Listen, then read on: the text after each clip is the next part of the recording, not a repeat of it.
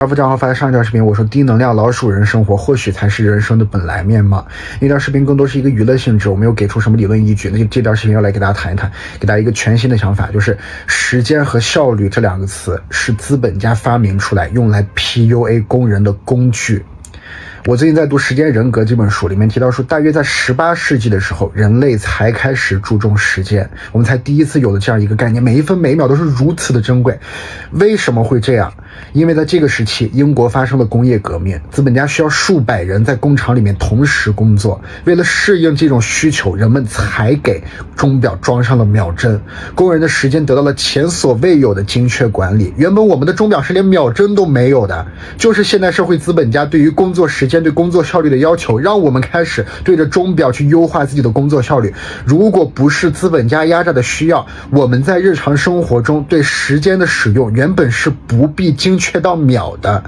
同时在这一时期，本杰明·富兰克林的时间就是金钱这个名言开始广为流传。到19世纪初的时候，人们才开始将浪费时间视为像浪费金钱一样的愚蠢行为。时间等于金钱，珍惜时间这一概念从诞生之初就带有非常浓厚的资本主义意识。他们宣传这个概念从最开始就是为了压榨工人，我们把时间看得如此之珍贵，然而实际上每一分每一秒都是老板的金钱。所以发展到现在就变成了我们 gap 一年也有错，当然有错了，你浪费了时间，你生命里面如此宝贵的一年能给资本家带来多少工作量，4舍5入一下，相当于你把资本家的钱都给浪费了。时间就是金钱，我们的时间是资本家的金钱。同时你有没有想过，我们为什么要提高时间利用效率呢？20世纪初，汽车大王亨利·福特发明了工厂流水线，同时他为了提高工人的生产效率，要求每一个工人都参加了一个时间管理课程，然后把福特公司的生产效率翻了1倍多。